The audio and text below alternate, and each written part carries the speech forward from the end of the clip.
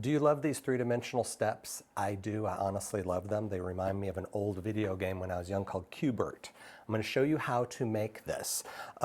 It's really quite simple. I'm going to set this aside for now. We'll come back to it at the end. But the base of something like this is strips of 3 fabric, okay? You choose a lighter color and you choose a darker color and choose something to go through the center. Now, my colored pieces are jelly roll strips, so they're already cut for me. They're 2.5-inch wide strips, so that was super easy. The center strip needs to be 3 inches wide. That's very, very important. And keep in mind, whatever you choose for the center is going to end up being the top of the steps on the 3D steps, okay? White works really good for that, but you can choose whatever you like. Now to get this ready, we have to cut this piece of material into some angles. I'm going to show you, I've done it with this lighter piece. There's that. Now look at how beautiful that is. We're going to use the 60-degree mark on our ruler. Now I'm going to stand up here a minute. I have already cut these apart, you can see, but I'm going to cut this one for you here. What's important to look at, see these strips going this way? That's great for that piece. For your other piece, the strips, the cuts need to go in the opposite direction, okay? So that's what I'm going to show you on this dark blue here. So I need to cut here. I'm looking at my 60-degree mark on the ruler, which is right here. I'm putting it at the base of my fabric. And I'm going to cut this end off first. Now at this point, what I want to do is cut my strips 2.5 inches deep. So I'm just going to lay my ruler over this. And there's one. I'm just going to cut through all of this.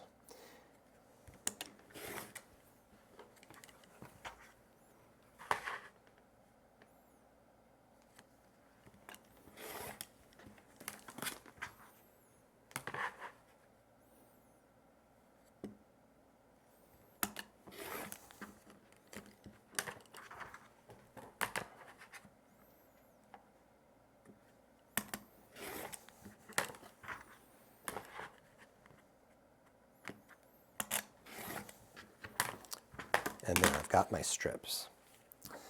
Don't need those. So look, we have all of our strips and they are cut in opposite directions. Now we're not done cutting yet because now we have to take each strip and cut it in half. I'm using my small ruler, but again, I have a 60-degree line on here. So I'm going to find my 60-degree, and give me a minute because sometimes it takes a while to figure that out. I'm lining my 60-degree line up at the bottom of this piece. I'm going to cut the white center directly in half on an angle. And if your 60-degree line is on here, you're going to see that it's really a great angle. So there's that one, all right? And I'm just going to continue, find my 60-degree line. I'm going to cut through all of these.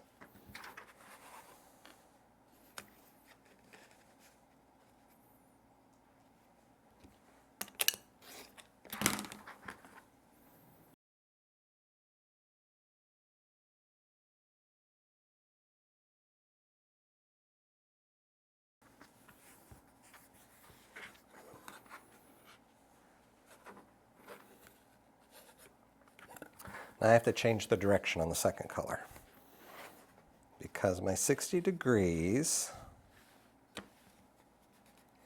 is over here. How on earth? I'm putting it at the top this time. My 60-degree line is across the top. That's just the easiest way I can make this one work. It's really trial and error when you do some of these things.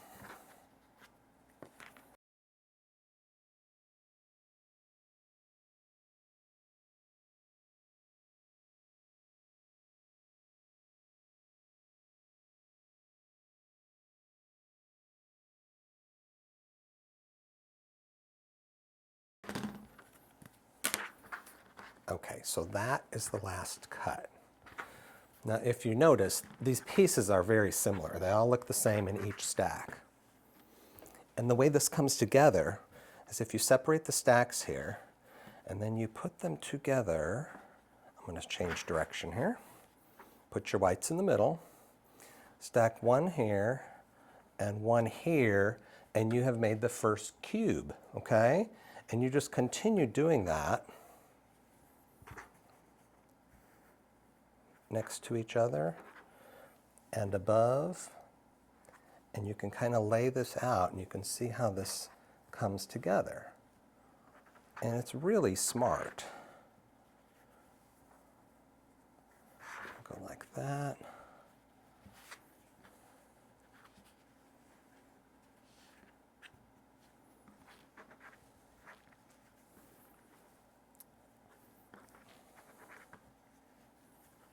So you can kind of see how that's coming together, and you can see the optical illusion taking place here. Now the only thing left we have to do is sew this up, but how do you sew all these strange shapes, right? We treat these as columns, okay? Here is a column. This next one is its own column.